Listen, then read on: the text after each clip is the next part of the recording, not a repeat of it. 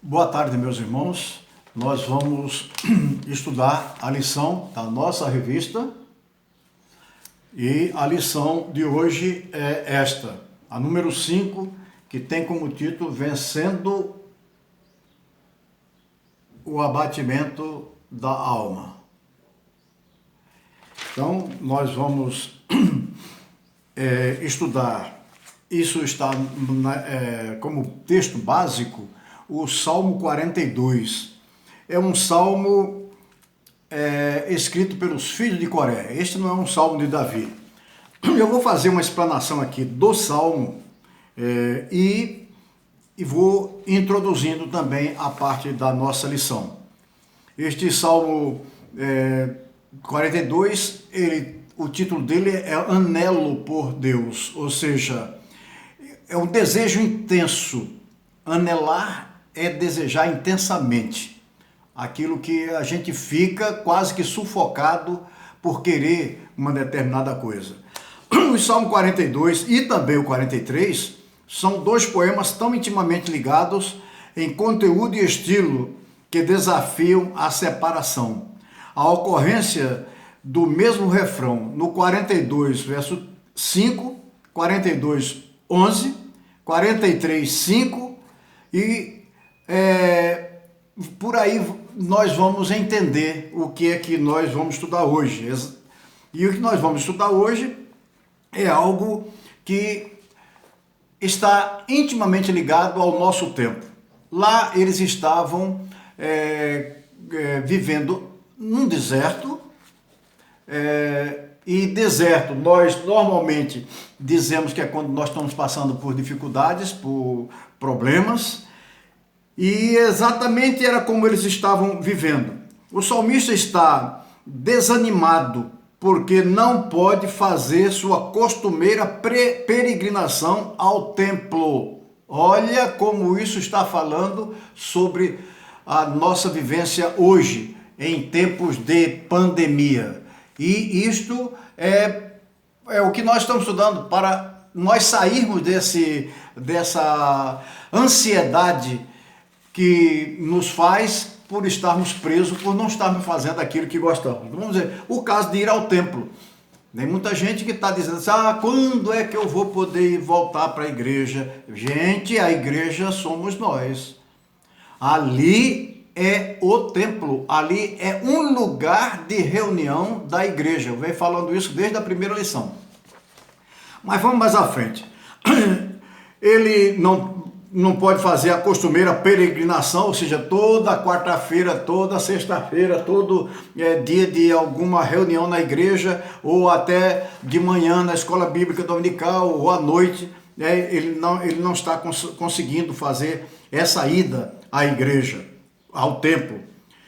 Parece que ele mora no norte da Palestina, onde está constantemente assediado por inimigos que não partilharam do seu anseio pela presença divina. Todo o poema é de grande beleza poética, constantemente misturado aos anseios com a esperança. E o que nós estamos estudando hoje não é nada mais, nada menos que os tópicos da nossa lição são: o primeiro, em dias de desesperança, busque a Deus.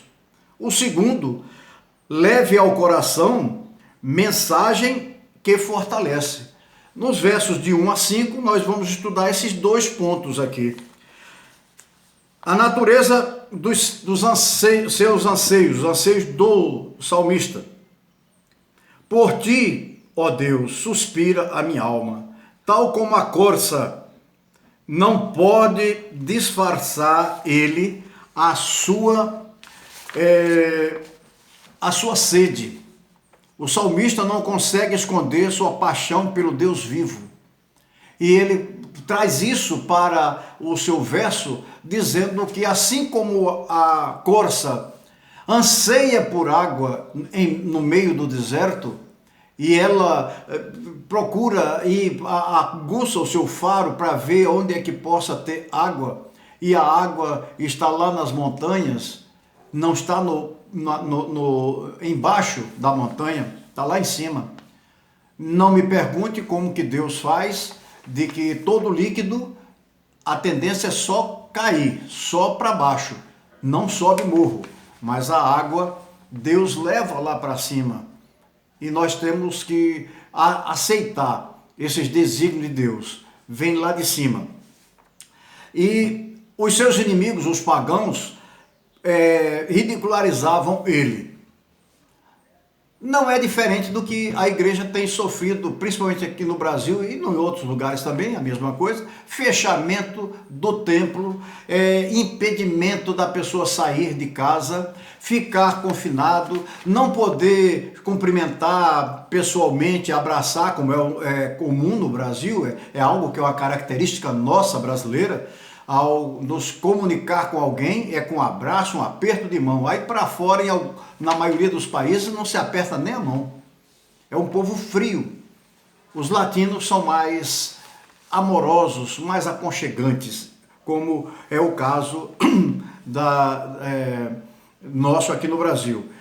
E eles ridicularizavam, e com essas observações sobre a indiferença de Deus.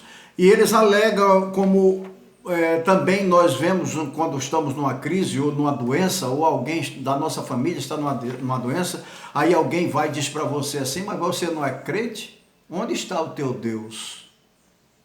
Aí é a hora de você baixar a cabeça, levantar os seus olhos do coração, porque aí quando é para você comunicar com Deus, não é com palavras, não é com gesto de mão, de pé, de corre, faz isso, faz aquilo, pula para lá, pula para cá, nada disso. Fala com Deus. Falar com Deus é espírito, porque Deus é espírito. Ele sabe o que é que a gente está falando, que eu estou falando com vocês, e sabe tudo isso também. Mas a intimidade dele é em espírito. Isso não se pode esquecer. A coisa mais difícil para ele, o salmista, era capaz de conduzir peregrinos a grandes festivais. Aliás, a coisa mais difícil dele suportar é a lembrança dos dias quando era capaz de conduzir peregrinos aos grandes festivais. Isso nós vemos hoje aqui. Cadê? Os festivais foram cortados também. Mas era isso que a igreja estava achando que isso era pregar o evangelho. Não prega o evangelho, Jesus diz que ide ensinai, é um por um ensinando aquilo que Deus já ensinou através de Cristo e dos apóstolos que ele deixou para nos ensinar como que Cristo viveu aqui. E em Dias de Esperança, no capítulo 3, aliás, no ponto 3 da nossa lição, lembre-se de Deus. E o 4, que é o último, persevere. Lembre-te de Deus, vai falar sobre os versos 6 e 8. E eu vou mais longe, vou até o 11, para a gente entender bem as profundezas do desespero do salmista. Um abismo chama outro abismo. A água, quando vem lá de cima da serra, ela vem caindo em cascata e vem caindo de abismo em abismo para chegar cá embaixo, onde é plano e onde deve receber aquela água. É de abismo em abismo. Novamente o salmista fica deprimido e expressa desespero, que é mais plangente. Plangente quer dizer lastimoso, choro doído. É mais lastimoso, dói mais ver essas coisas acontecerem. As coisas vão de queda em queda. Por quê? Porque antes não era assim.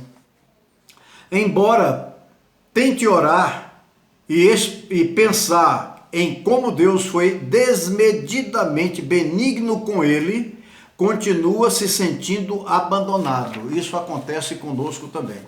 A gente só quer ver o aqui e agora.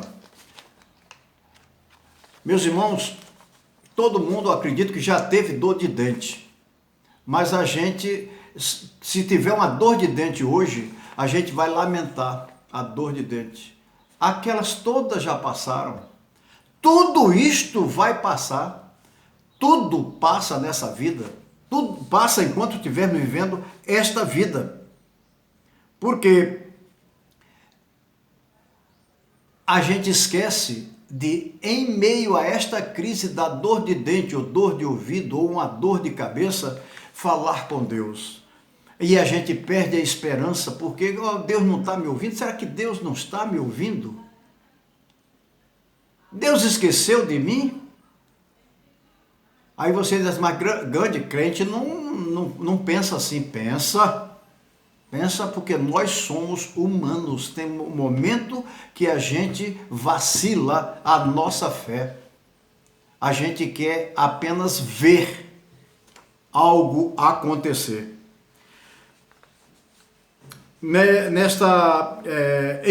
Nesta fase em que ele entra em desespero e o choro é doído, embora tente orar, pensar em como Deus foi desmedidamente benigno com ele, continua se sentindo abandonado, mesclando-se com seu anseio pelo templo. De novo, o nome vem, templo. Lugar de reunião, não é o lugar de Deus. O lugar de Deus é em nós, não é em parede.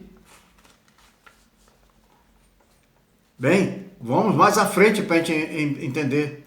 Os templos estão, quando ele dizendo que está ansiando pelo templo, estão suas recordações das constantes setas dos seus inimigos, que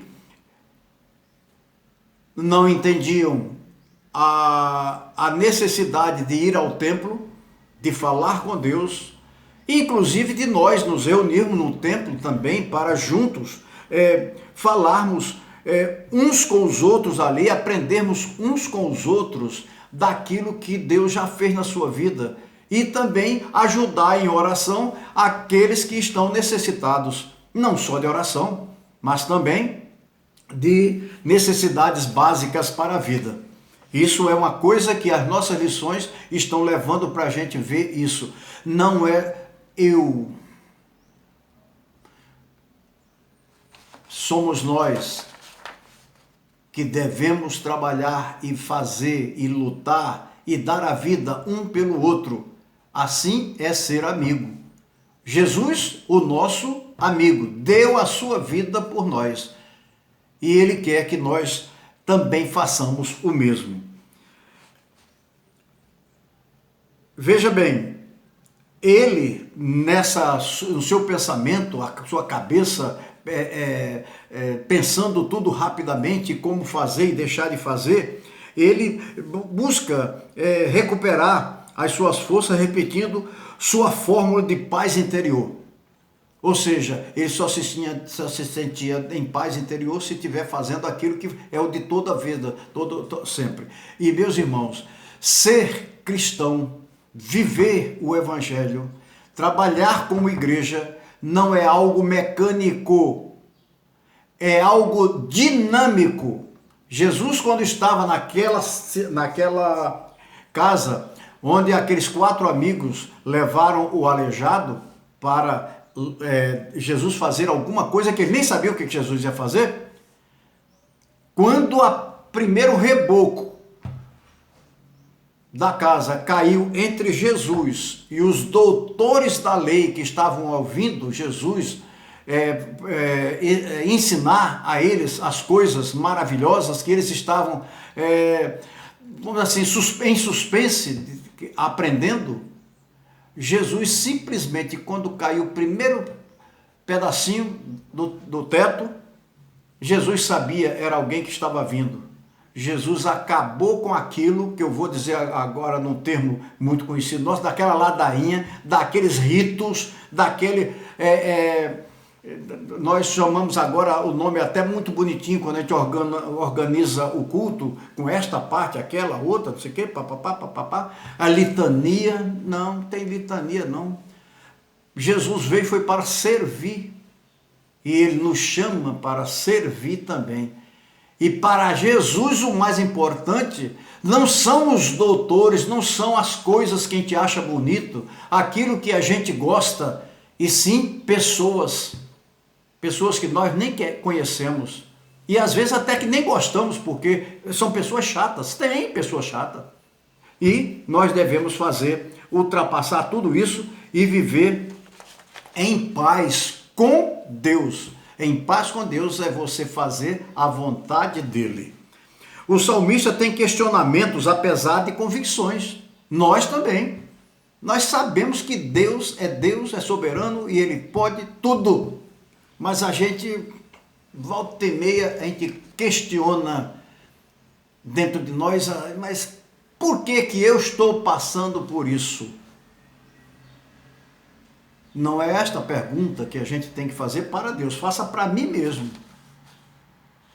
Você vai fazer para você mesmo. Você deve saber que é o seguinte, que mesmo passando por esta dificuldade, por essa prisão, essa coisa que está incomodando, mas diante de Deus tem um propósito, porque há um tempo para cada coisa debaixo da vontade de Deus. Muitos se culpam em meio a pressões, de achar que está desistindo de Deus, então começa a se culpar, porque recebe as mensagens malucas do inimigo e começa também a se culpar. Porque ontem eu não orei na hora do almoço, deixei de ler a Bíblia, como se você simplesmente o ler ou fazer aquela oração que é, no caso, uma ladainha, muitas das vezes, repetitivas, sem nexo, sem encaminhamento para os ouvidos de Deus. Então, isso aí, meus irmãos, nos leva a fazer questionamentos e nos colocar como culpados das situações que vivemos no mundo. Porque ao final aqui vocês vão ver alguma coisa que eu vou fazer o fechamento e vai ser de bom para a gente aprender. O salmista revela em suas palavras que o seu interior está cheio de dúvida e dor na alma, assim como todo nos sentimentos em meio às dores e crises. Daí ele faz algumas perguntas, mas ao final ele entende que Deus é presente. Deus é o Emanuel, o Deus conosco. Jesus, quando estava para subir aos céus, ele falou para os seus discípulos que mandaria o Consolador, aquele que ficaria conosco para sempre e não nos abandona. Aquele que aceitou o plano de Deus de salvação, esse recebe o Espírito Santo que o ajuda a caminhar. Em meio a sofrimento de alguém, não fale, esteja apenas ao lado acolhendo. Tem gente que vai fazer uma visita a um doente que está na cama, aí começa a contar uma história do vizinho, do amigo, do parente que também teve um câncer daquele ali e morreu.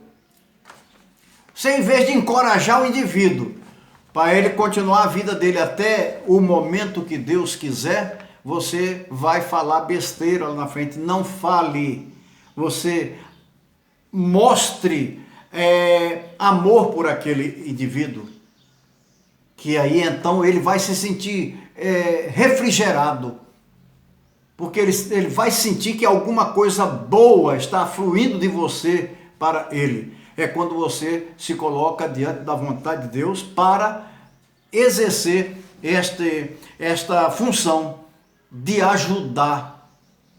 Nós, como igrejas, temos a função no mundo de restaurar, porque foi aquilo que Jesus veio e colocou na nossa mão para fazer. Basta acolher a este que está sofrendo. Isto será suficiente para ele.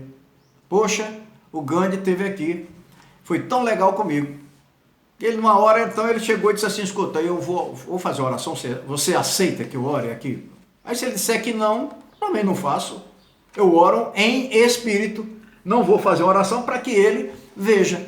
Eu vou até abrir um pedacinho, porque já estou adiantado, para contar uma pequena história. Eu estava em Recife, na casa da minha tia, e ela precisou de um serviço numa geladeira dela.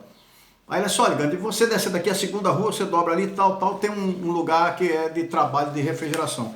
O menino lá, quando eu estou precisando, a gente manda alguém lá e ele vem aqui. Aí eu fui, cheguei lá, conversei com o técnico e o dono estava também. Aí o dono veio meio assim, meio ruim de andar.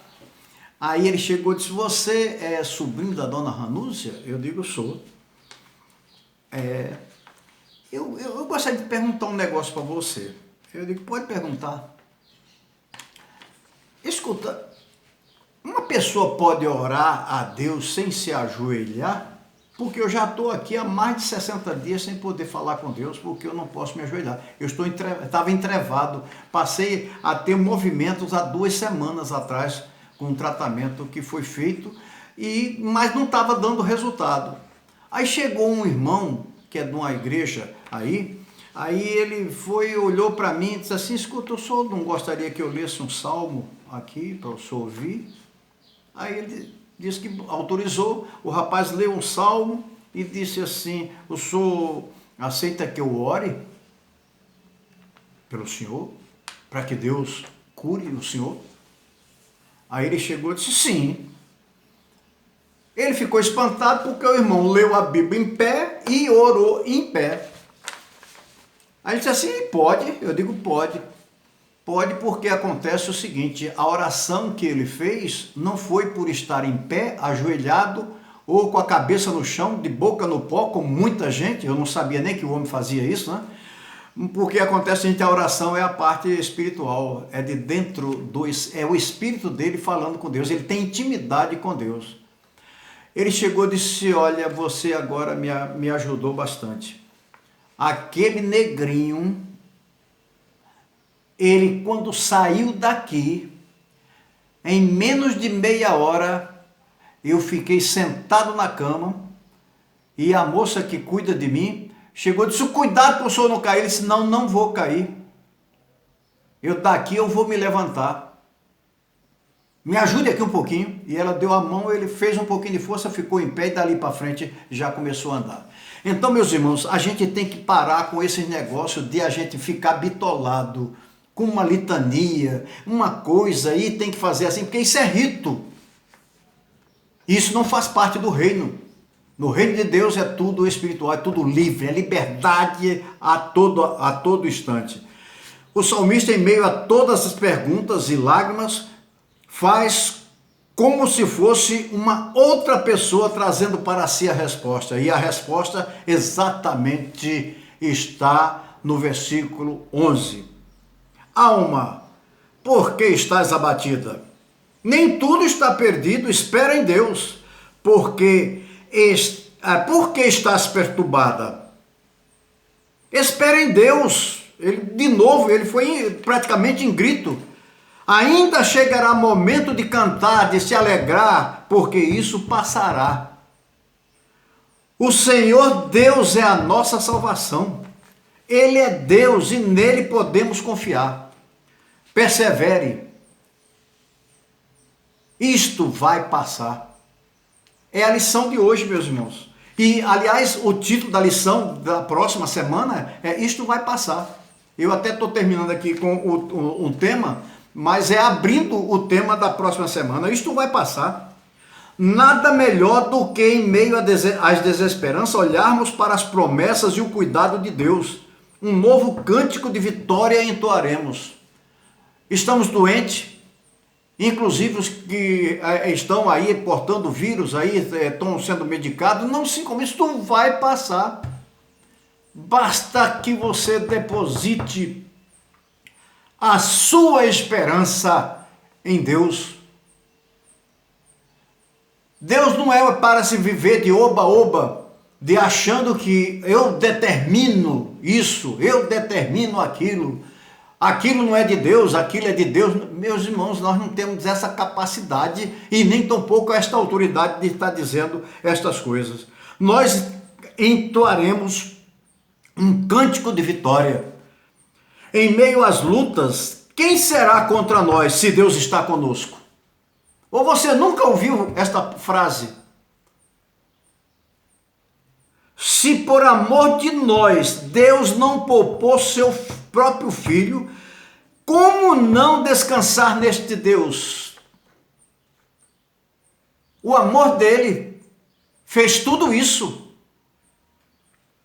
Quem pode nos acusar se a nossa justificação vem dele?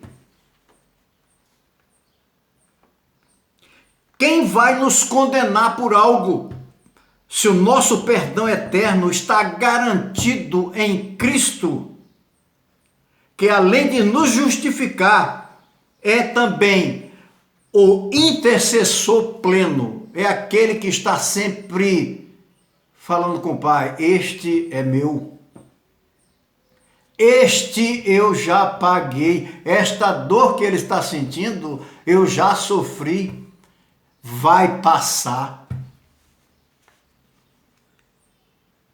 O que separa de Deus? O que separa você e eu de Deus? Nada. Nele somos mais que vencedores. Meus irmãos, isto é o que nós temos que guardar na nossa mente, termos esta certeza. E quando estivermos desesperados, lembremos da próxima lição, da próxima sexta-feira. Ainda não é o fim. Isso é coisa que vai passar. Deus está conosco. Ele prometeu e não nega. Deus, o que promete, cumpre. Que Deus nos abençoe e que faça-nos entender tudo aquilo que Ele quis passar para nós e eu não consegui passar. Tá bem? Então, no próxima sexta-feira estaremos juntos com mais uma lição e é com o título Ainda Não é o Fim. Amém.